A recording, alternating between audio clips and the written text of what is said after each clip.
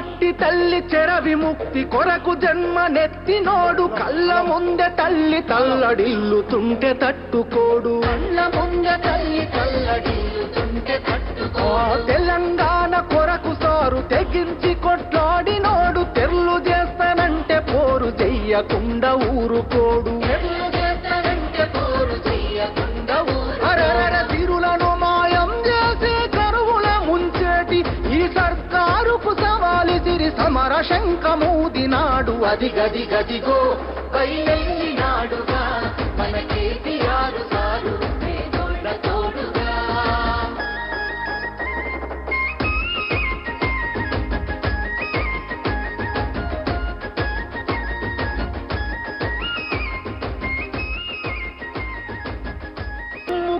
జనం కొరకు ఊపిరి ఉన్నంత వరకు వేయడురా వెనుకడుగు గతగణ చరితల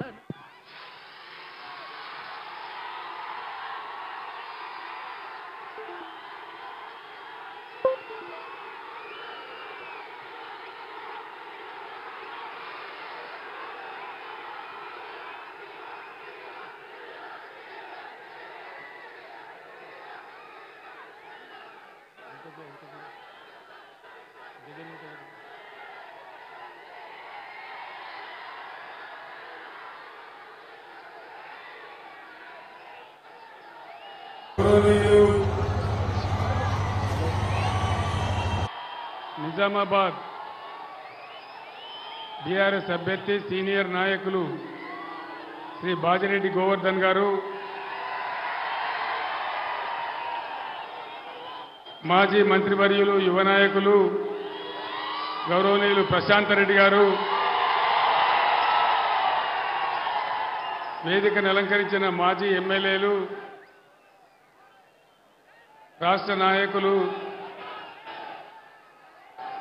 మన నిజామాబాద్ నుంచి ఎంపీగా ఉన్నటువంటి పెద్దలు కేఆర్ సురేష్ రెడ్డి గారు, ఈ సభకు విశేషంగా హాజరైనటువంటి అన్నాదమ్ములకు అక్క చెల్లెలకు అందరికీ నమస్కారం. ఇక్కడ మీ దగ్గర నిజామాబాద్లో పోయినసారి మీరు బీజేపీ ఎంపీని గెలిపించినారు.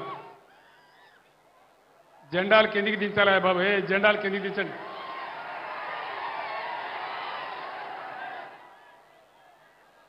మీరు బీజేపీ ఎంపీని గెలిపించినారు. ఏమన్నా లాభం జరిగిందా నిజామాబాద్ ప్రజలకు? ఏకైనా పని కూడా కాలేదు కదా. నరేంద్ర మోడీ భారత ప్రధానమంత్రి, నేను ముఖ్యమంత్రి అయినాను, ఆయన ప్రధానమంత్రి అయినాడు.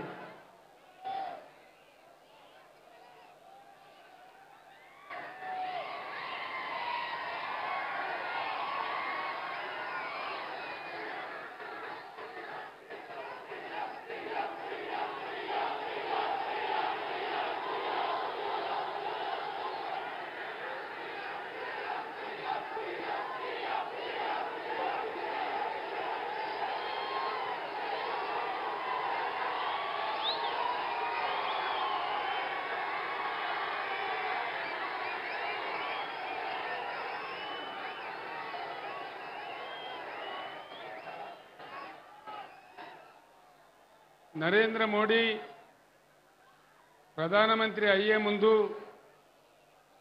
ప్రధానమంత్రి అయిన తర్వాత ఒక 150 నినాదాలు చెప్పినాడు. 150 నినాదాలు. ఒక్కటన్నా నిజమైందా? సబ్కా సాత్ సబ్కా వికాస్ అయ్యిందా? సబ్కా సాత్ సబ్కా వికాస్ కాలేదు, కానీ దేశ్ కా సత్యానాశ అయిపోయింది. మేక్ ఇన్ ఇండియా ఏదైనా వచ్చిందా? మేక్ ఇన్ ఇండియాలో డిజిటల్ ఇండియా ఏమైనా వచ్చిందా? బేటీ పడావో బేటీ బచావో ఎక్కడైనా కనబడుతున్నదా? రోజు దేశంలో మహిళల మీద అత్యాచారాలే తప్ప ఎక్కడైనా బేటీ పడావో ఉందా? బేటీకి రక్షణ ఉందా నరేంద్ర మోడీ రాజ్యంలో? నరేంద్ర మోడీ చాలా గొప్పగా చెప్పినాడు, అచ్చే దిన్ లాయంగే, వచ్చేదిన్ వచ్చిందా? వచ్చేదిన్ రాలే కాదు కానీ సచ్చేదిన్ మాత్రం వచ్చింది. పెట్రోల్ ధరలు, డీజిల్ ధరలు ఆకాశాన్ని అంటిపోయి జీఎస్టీల మీద జీఎస్టీలు పెరిగి మనకు సచ్చేదిన్ వచ్చింది తప్ప వచ్చేదిన్ రాలే. రైతుల ఆదాయం రెట్టింపు చేస్తానని నరేంద్ర మోడీ అయ్యిందా? అయిందా అన్న? రైతుల ఆదాయం రెట్టింపు అయిందా? కాలేదు కదా. వికసిత్ భారత్ అయిందా? జన్ ధన్ యోజన ఏమైనా లాభమైందా? ఏకైనా లాభమైందా? మీకు నిజామాబాద్లోకైతే పైసలు వచ్చినాయట నాకు తెలిసింది. లేలే ఇనుంది వినాలే. అప్పుడేమో నరేంద్ర మోడీ నేను ప్రధానమంత్రి అయితే ఇంటికి 15 లక్షలు ఇస్తానడు. ఇను వినాలే. నిజామాబాద్లో బీజేపీ ఎంపీ ఉన్నాడు కాబట్టి మీకు 30 లక్షలు వచ్చినాయట. వచ్చినాయా? 15 లక్షలు వచ్చినాయా? పోనీ 15 లేదు, పాసు లేదు, అంతా ఉట్టిదే గ్యాసు, అంతే కదా. ఇవాళ నరేంద్ర మోడీ నిటారుగా మనకున్న గోదావరి నదిని ఎత్తుకపోయి తమిళనాడుకి ఇస్తా అంటున్నాడు. అట్లే చూద్దామా? కొట్లాడదామా? యుద్ధం చేద్దామా? మన గోదావరి మనకే ఉండాలన్నా? మన గోదావరి మనకే ఉండాలి. ఆ నది మీద నీళ్ల హక్కు ఉండాలి అంటే నిజామాబాద్ పులిబిడ్డ బాజిరెడ్డి గోవర్ధన్ గెలవాలి. ఈ గ్యాస్ గాళ్ళు గెలిస్తే వచ్చేది ఏం లేదు. తాకులాటలు పెట్టించడు తప్ప, పగలు పెట్టించడు తప్ప ఈ గ్యాస్ కంపెనీలు గెలిస్తే వచ్చేది ఏమీ లేదు. ఉన్న గోదావరి ఊసిపోతుంది. నేను ఎందుకు చెప్తున్నా అంటే నిజామాబాద్ గడ్డ నేను ఈ గులాబీ జెండా ఎత్తిన నాడు నంబర్ 1గా నా ఎంబడి నిలబడి నిజామాబాద్ జిల్లా పరిషత్ గెలిపించిన జిల్లా ఈ జిల్లా. అది కేసీఆర్ చచ్చిపోయే వరకు కూడా నా గుండెల్లో ఉంటుంది. అంత అపురూపమైన విజయం ఇచ్చిన జిల్లా, ఉద్యమాన్ని ఆకాశానికి ఎత్తిన జిల్లా. మరి ఈరోజు మీ బిడ్డగా నేను చెప్తా ఉన్నా, నేను ఊరికే ఆశామాసిగా చెప్పా. గోదావరి నదిని తీసుకుపోతా అని అంటున్నాడు. ఇవాళ బీజేపీ ఎంపీలు గెలిస్తే నరేంద్ర మోడీ దగ్గర చేతులు కట్టుకొని నిల్చుంటారు తప్ప నోరు తెరుతారా? మన హక్కుల గురించి తెలిసిండ్రా? నేను ఇంకొక మాట అడుగుతా ఉన్నా. ఏ రాష్ట్రంలో ఎన్ని జిల్లాలుంటే ప్రతి జిల్లాకు ఒక నవోదయ పాఠశాల ఇవ్వాలి. నేను ఒక 150 ఉత్తరాలు రాసిన నరేంద్ర మోడీకి. ఇచ్చేయండా? ఒక్కటి కూడా ఇయ్యలే. మరి ఒక్క నవోదయ పాఠశాల తెలంగాణ ఇయ్యనటువంటి నరేంద్ర మోడీకి ఇలా బీజేపీకి తెలంగాణ ఎందుకు ఓటేయాలి? దయచేసి యువకులందరూ ఆలోచన చేయాలి. 157 మెడికల్ కాలేజీలు పెట్టిండు నరేంద్ర మోడీ. తెలంగాణకు ఒకటి కూడా ఇయ్యలే. మేమందరం పోయి అడిగినాం, 100 ఉత్తరాలు రాసినాం. కానీ ఒక్కటంటే ఒక మెడికల్ కాలేజీ ఇయ్యలే. ఒక్క మెడికల్ కాలేజీ ఇయ్యనటువంటి నరేంద్ర మోడీకి మనం ఎందుకు ఓటేయాలి? దయచేసి ఆలోచన చేయాలి. ఈ బీజేపీ వాళ్ళు గెలిచి మనకు చేసేదేంది, సాధించేదేంది, మనకు వచ్చేదేంది, ఇంతకుముందు వాళ్ళు చేసిందేంది, జరిగిందేంది ఒకసారి ఆలోచించాలని చెప్పి నేను మీకు మనవి చేస్తా ఉన్నా. నిజామాబాద్ జిల్లా ఒకప్పుడు బంగారం జిల్లా. కాంగ్రెస్ తెలుగుదేశం హయాంలో నిజామాబాద్ జిల్లాను పూర్తిగా ఎండబెట్టినారు. నిజాం సాగర్ మునుగొట్టినారు. గుత్పా అలీ సాగర్ అని చెప్తే అది కూడా సరిగ్గా రాలేదు. తెలంగాణ వచ్చిన తర్వాత బ్రహ్మాండంగా నిజాం సాగర్ను మల్లన్న సాగర్కు లింకు చేసుకున్నాం. కాళేశ్వరం నీళ్ళొచ్చినట్టు చేసుకున్నాం. శ్రీరామ్ సాగర్ పునరుజ్జీవం ప్రాజెక్టు పెట్టుకున్నాం. వరద కాలువను బ్రహ్మాండంగా రిజర్వాయర్గా మార్చుకున్నాం. ఇలా వరద కాలువ గతి ఏం చేసిండు ఈ ముఖ్యమంత్రి ఒకసారి మీరు ఆలోచించాలని చెప్పి నేను మనవి చేస్తా ఉన్నా. కరెంటు సరిగా వస్తుందా? కరెంటు కోతలున్నాయా? మరి ముఖ్యమంత్రి కాంగ్రెస్ రాజ్యమేమో మేము బ్రహ్మాండంగా ఇస్తున్నామని మాట్లాడుతున్నారు. కరెంటు కోతలున్నాయా? ఇంతకు ముందు ఉండేనా? ఇప్పుడు స్టార్ట్ అయినాయా? ఈ విధంగా ఇంకో సమస్య, మిషన్ భగీరథ నీళ్ళు ఎడిపోయినాయి, బ్రహ్మాండంగా నడిచినాయి కదా. పట్టణంలో అయితే పేదవాళ్లకు ఒకటే రూపాయికి నల్లా కనెక్షన్ ఇచ్చి గ్రామాలలో రూపాయి కూడా తీసుకోకుండా ప్రతి ఇంటికి నల్లా పెట్టించి బ్రహ్మాండంగా మీకు అలాంటి సదుపాయం తెచ్చినాం. ఇలా ఎక్కడికి పోయినాయి ఆ నీళ్లు?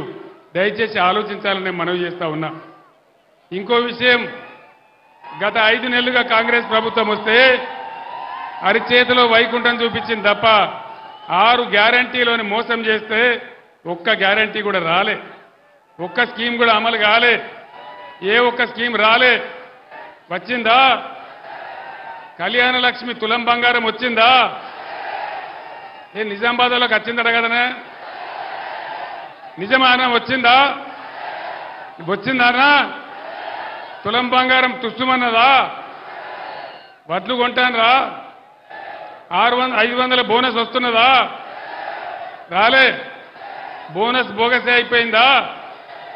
అయిపోయిందా? పాత ధర కూడా ఇస్తలేరు. బీఆర్ఎస్ గవర్నమెంట్ ఉన్నప్పుడు కొన్న ధర కూడా కనీసం వస్తలేదు. తడిచిపోయిన ధాన్యం కొనే దిక్కు లేదు. కళ్ళాల మీద ఉన్నాయి. నేను వస్తుంటే మాజీ ఎమ్మెల్యే జీవన్ రెడ్డి చూపించాడు, సార్ ఇవన్నీ తడిచిపోయినాయి, ఇవన్నీ కూడా తడిచిపోయినాయని చెప్పి చూపించినాడు. విద్యార్థులకు ఫీజు రియంబర్స్మెంట్ ఉండే 5 నెలల నుంచి ఒక్కనికొక రూపాయి ఇస్తలేరు. 5 నెలల నుంచి మేము ఓవర్సీస్ స్కాలర్షిప్ పెట్టినాం. అంబేద్కర్ పేరు మీద, జ్యోతిరావు పూలే మీద పేరు మీద 20 లక్షల రూపాయలు ఇచ్చినాం. పేద విద్యార్థులు విదేశాలకు పోయి చదువుకోవాలని, వాళ్ళ బతుకులు బాగుపడాలని ఇవాళ అది కూడా బంద్ పెట్టినారు. కేసీఆర్ కిట్ బంద్ పెట్టినారు. సీఎంఆర్ఎఫ్ ఫండ్స్ బంద్ పెట్టినారు. చేనేత కార్మికులకు ఆర్డర్లు ఇవ్వడం లేదు. మళ్ళా తెలంగాణలో చేనేత కార్మికుల యొక్క ఆత్మహత్యలు స్టార్ట్ అయినాయి. పరిశ్రమలన్నీ తరలిపోయే పరిస్థితి వస్తూ ఉంది. మీరందరూ కూడా చూస్తూ ఉన్నారు. ఇది ఎందుకు జరుగుతూ ఉంది? 5 నెలలనే ఇది ఎందుకు మారిపోయింది? ఇది కాంగ్రెస్ ప్రభుత్వం యొక్క అసమర్థత కాదా? వీళ్ళు ఏళ్తారా? వీళ్ళు నడిపిస్తారా? 5 ఏళ్ళు జరుగుతుందా? రైతు బంధు వచ్చిందా? రాలేదా? ఇన్ని ఏళ్ళ మోపైంది. మీకు తెలియదు, వస్తూ ఉంది. స్టార్ట్ అయింది. ఏమైంది? ఎందుకు స్టార్ట్ అయింది? బంద్ అయిన రైతు బంధు ఎందుకు స్టార్ట్ అయింది? కేసీఆర్ రథం ఎక్కంగానే, కేసీఆర్ రోడ్డు మీద పడంగానే, కేసీఆర్ పిడికిలి బిగించంగానే దెబ్బకు దయ్యం వదిలింది. ఇవాళ తను రైతు బంధు ఇలా స్టార్ట్ చేస్తా ఉన్నారు.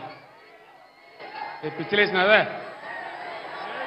రైతు బంధు స్టార్ట్ చేసినారు అంటే దాని అర్థమైంది, పోరాడకపోతే ఏది జరగదు.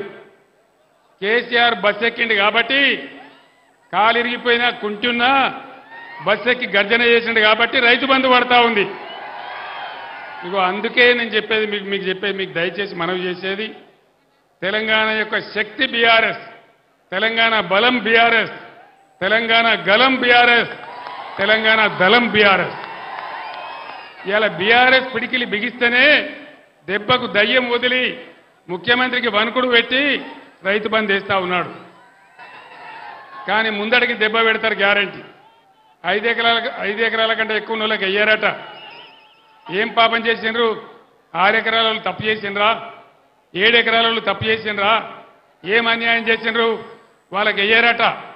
కాబట్టి నేను చెప్తా ఉన్నా, ఈ ప్రభుత్వం మెడలు వంచి ఇచ్చిన గ్యారంటీలన్నీ అమలు చేయించానంటే ఖచ్చితంగా బీఆర్ఎస్ గెలవాలి.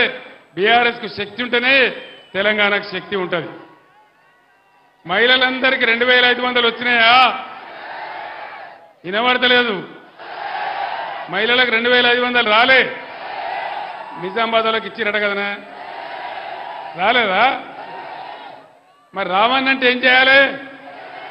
పిడికిలి బిగించాలి, మెడలు వంచాలి, పోరాటం చెయ్యాలి. కరెంటు చక్కగా రావాలన్నా, వాళ్ళు ఇచ్చిన హామీలు నెరవేరాలన్నా, ఇవాళ దెబ్బకు భయపడి ఎట్లయితే రైతు బంధు వేస్తున్నారో అట్లే అన్ని రావాలంటే ఖచ్చితంగా బీఆర్ఎస్ గెలవాలి. ఇంకొక ముఖ్యమైన మాట, ఒక ఆయన వెనకడికి చెప్పిండట, రేపు మా ఇంట్లో లడ్డూల భోజనం అంటే ఎప్పుడు చూసినా రేపే ఉంటుంది కదా, అంతే కదా? రేపు మా ఇంట్లో లడ్డూల భోజనం అని నువ్వు బోర్డు ఎప్పుడో గదే ఉంటుంది, ఎన్నడు పోయినా రేపే ఉంటుంది. ఏం చెప్పిండి ముఖ్యమంత్రి? కేసీఆర్ 30,000 కోట్లు మాఫ్ చేసిండు, ₹1,00,000 కాడికి మాఫ్ చేసిండు. మీరు పరిగెత్తుని ఉరుకుర్రి, ఇక ఉరికి 2 లక్షలు తీసుకొని డిసెంబర్ 9 తారీఖు నాడే 10:30కే 2 లక్షల రుణం మాఫీ అన్నాడు. అయిందా? మరి యాడికి పోయినట్టు?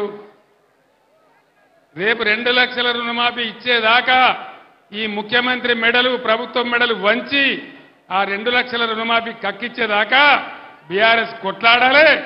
దానికోసమే బాజిరెడ్డి గోవర్ధన్ గెలవాలి.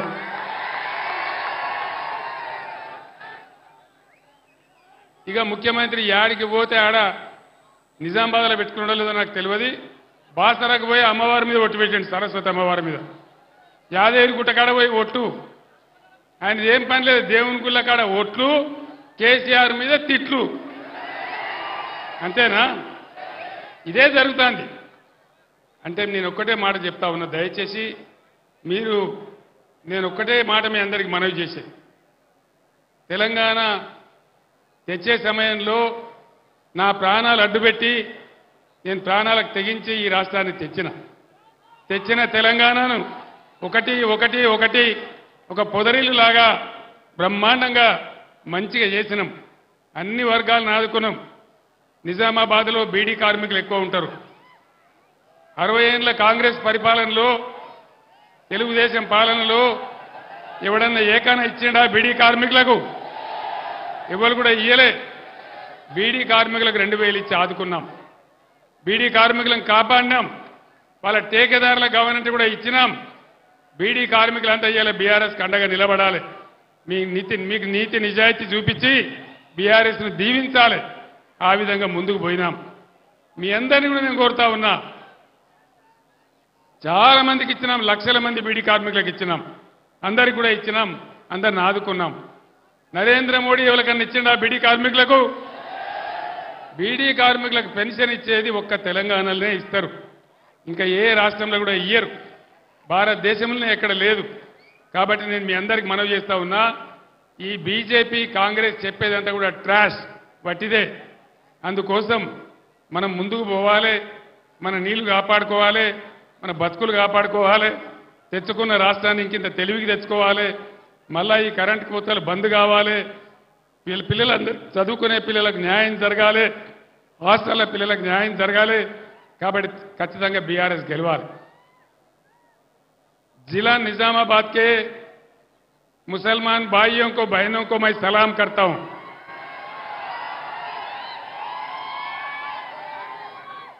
మీ లొల్లి ఎందుకు? పనికిమాలే లొల్లి. మీరు పిడికెట్ మంది లేరు ఉండొచ్చు కదా, ఆగండి. వాళ్ళు వినాలి కదా నేను చెప్పేది. आप लोगों से अदबन गुजारिश करता हूं, एक बार सारे चीज का जांच कीजिए. बीजेपी बहुत खतरनाक पार्टी है. इससे पहले यहां से जो एमपी जीता था वो कितने फिरका परस्त है आप लोग जानते हैं. कितना गंदा है, कितना खतरनाक है, आप लोग अच्छी तरह से जानता है. उसको हर हालत में यहां हराना है. अब अच्छा मौका है.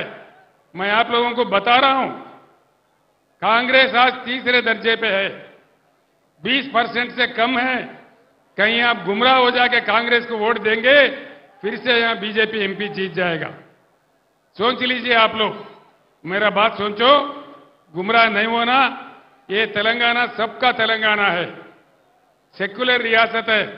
हमारे 10 साल के दौर में एक भी दंगा फसाद हमने नहीं होने दिया और सबको साथ लेके चला. मुसलमानों के डेवलपमेंट के लिए मैंने 12,000 करोड़ रुपए खर्च किया. मुसलमान बच्चों के लिए कितना बेहतरीन मैं रेसिडेंशियल स्कूल खोला और निजामाबाद शहर में कितने ऐसे स्कूल है आप लोग जानते हैं. टेम्ब्रिज में हमारे बच्चे किस अंदाजे में पढ़ रहे हैं, वो डॉक्टर बन रहे, इंजीनियर बन रहे, सब कुछ बन रहे. तो हमारे बच्चों के लिए, हमारे खवातीन के लिए मैंने बेहतरीन स्कूल खोला.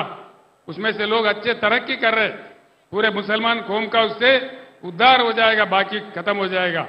इसीलिए आप लोग गौर कीजिए, जानिए, सब लोगों से मालूम कीजिए हालात का क्या हालत है, देख लीजिए, बीआरएस का ताउन कीजिए. मैं पहले कहा, निजामाबाद शहर में कई बार मैं आया, जब जद्दोजहद कर रहा था तेलंगाना के लिए उस टाइम मैं आया था। हमेशा मैं कहता था अल्लाह के घर में देर है लेकिन अंधेर नहीं है, और अल्लाह का करम हुआ, इसीलिए तेलंगाना रियासत हासिल हुआ। अच्छा खासा चल रहा था। खैर कल परसों के असेंबली इलेक्शन में हम डिफीट हो गए, कोई बात नहीं है, लेकिन तेलंगाना के लिए हर वो कौम के लिए, तेलंगाना के लिए हर वो शख्स के लिए लड़ने वाला इकलौता पार्टी है बीआरएस पार्टी, कोई दूसरा नहीं लड़ेगा। आपने देखा 60 साल का कांग्रेस दौर में क्या हुआ मुसलमानों के साथ। वो बहला फुसलाते हैं, झूठे वायदा करते हैं, लेकिन कुछ नहीं देते हैं, कुछ करते नहीं है, मीठी मीठी बातें करते हैं, कुछ नहीं देते हैं। इसीलिए आज निजामाबाद पार्लियामेंट हलके में भी कांग्रेस पार्टी 20% से कम है। ये आप लोग जानिए, मैं बार बार कह रहा हूं। कहीं आपका वोट फजूल जाएंगे, कहीं अननेसेसरली यहां पे फिर एक बार वो बीजेपी वाला जीत जाएगा, उससे कोई अच्छा नहीं होगा, कोई फायदा नहीं होगा। हम लोग अमन चाहते हैं तो बीआरएस को जिताना चाहिए। कांग्रेस जीत के कुछ नहीं करने वाला है। इसीलिए मैं आपसे कहता हूं, सीएम साहब खुद कहे यहां के कांग्रेस के, नरेंद्र जी आप बड़े भाई हैं, मैं छोटा भाई हूं, और गुजरात का मॉडल लाऊंगा। क्या मॉडल लाएंगे? गोधरा मॉडल लाएंगे? लोगों को जिंदा जलाने का मॉडल लाएंगे? क्या लाने का है? गुजरात में क्या है? इफलास मुफलसी के बगैर वहां कुछ है ही नहीं है। नरेंद्र मोदी कोई किया ही नहीं है, कोई तरक्की हुआ ही नहीं है। इसीलिए आप लोग गौर कीजिए, सोचिए। मैं फिर एक बार आपसे अदबन गुजारिश करता हूं, ये मौका है बीजेपी का हराने का। निजामाबाद में बीजेपी को हारना है, बिल्कुल हराना है। हम लोग 2 पार्टियों से 6% ऑलरेडी आगे चल रहे हैं। कहीं आप लोग अननेसेसरली उनको डाल के गुमराह होके किसी के बातों में आके गलती मत कीजिए, फिर से बीजेपी को जीतने मत दीजिए, ये मेरा गुजारिश है। मैं इतना कहते हुए रुखसत लेता हूं। సోదరులారా, మీ అందరికి నేను చెప్పేది ఒకటే, ముఖ్యంగా యువకులు ఆవేశంలో ఓటు వేయకుండా, ఎన్నికల సందర్భంలో కూడా నేను చెప్పినా ప్రజాస్వామ్య పరిణతితో ఆలోచించి, విజ్ఞతతో ఆలోచించి, ఎవరు గెలిస్తే మంచిది, ఈ రాష్ట్ర భవిష్యత్తు ఎవరి చేతుల్లో ఉంటే మంచిది, అన్ని విషయాలు మీరు కూలంకషంగా చర్చించి బ్రహ్మాండంగా బీఆర్ఎస్ అభ్యర్థులను గెలిపించాలని చెప్పి నేను మనవి చేస్తా ఉన్నా. నేను కూడా హిందువునే, నేను హిందువుని కాదని కాదు, కానీ తెలంగాణ రాష్ట్రంలో ఉన్నటువంటి యావత్తు ప్రజల ఆత్మ బంధువు కేసీఆర్. ఏ ఒక్క వర్గానికో కాదు, తెలంగాణలో ఉన్న అందరు ప్రజలు బాగుపడాలి, అన్ని వర్గాలు మంచిగా ఉండాలి. హిందూ ముస్లిం బాయి బాయి ఉండాలి, అందరం కలిసి బతకాలి. దానిలోనే గొప్పతనం ఉంటుంది, దానిలోనే బలం ఉంటుంది. కానీ ప్రజలను విడదీసి చీలదీసి మత విద్వేషాలు రెచ్చగొడితే వచ్చేదేం ఉండదు. మీ ఎంపీ నోరు తెరిస్తే ఎటువంటి మాటలు ఉంటాయో మీకు తెలుసు, ఎంత గందరగోళం ఉంటుందో మీకు తెలుసు. ఇలా నరేంద్ర మోడీని నేను అన్ని విషయాలలో వ్యతిరేకించిన కాబట్టి నా బిడ్డ కవితను కూడా అరెస్ట్ చేసి జైల్లో పెట్టినారు. అయినా నేను భయపడను, కాంప్రమైజ్ గాను. ఎట్టి పరిస్థితులలో పోరాటం చేస్తే తప్ప కేసీఆర్ ఏనాడు కూడా లొంగిపోయలేదు, ఇప్పుడు కూడా లొంగిపోయే ప్రసక్తి లేదు. 600 సరే లొంగిపోయే ప్రసక్తి లేదు. ఇంకో మాట కూడా నేను మనవి చేస్తా ఉన్నా, నరేంద్ర మోడీకి మెజారిటీ వస్తలేదు, తుస్సుమన్నది. 400 पार गिर 100 पार 100 पार हो गया, कोई पार नहीं है. 210 है तो ज्यादा बोल के लोग बोल रहे. అందుకోసం మనం 14 ఎంపీలు గెలుచుకుంటే తెలంగాణ కేంద్ర రాజకీయాలలో కూడా కీలకంగా మారుతుంది. ఈ బీజేపీ గవర్నమెంట్ రాదు, కాంగ్రెస్ గవర్నమెంట్ రాదు, ప్రాంతీయ శక్తులు ఏర్పాటు చేసే గవర్నమెంటే వస్తుంది. అందుకోసం మనది కూడా కీలకమైన పాత్ర అవుతుంది.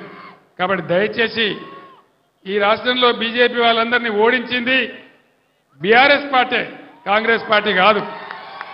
కాంగ్రెస్ బీజేపీ కుమ్మక్కైతాయి, రాత్రికి రాత్రి ఒకటైతాయి, ఆ మోసం కూడా చేస్తారు. కాబట్టి దయచేసి మీ అందరిని నేను కోరేది, రైతులకు ఎట్లయితే ఇలా గవర్నమెంట్ దిగొచ్చి రైతు బంద్ వేస్తున్నదో అదేవిధంగా అన్ని హామీలు అమలు కావాలంటే, కరెంటు చక్కగా రావాలంటే, విద్యార్థులకు న్యాయం జరగాలంటే, కృష్ణా గోదావరి నదుల నీళ్లు మనకే దక్కాలంటే బీఆర్ఎస్ అయితేనే పేగులు దిగేదాకా కొట్లాడుతుంది. కాబట్టి దయచేసి ఏమరపాటున ఉండకుండా బీఆర్ఎస్ అభ్యర్థి బాజిరెడ్డి గోవర్ధన్ గారిని గెలిపించాలని నేను మీ అందరినీ కోరుతూ నేను సెలవు తీసుకుంటా ఉన్నా. జై తెలంగాణ. కారు గుర్తుకే, కారు గుర్తుకే.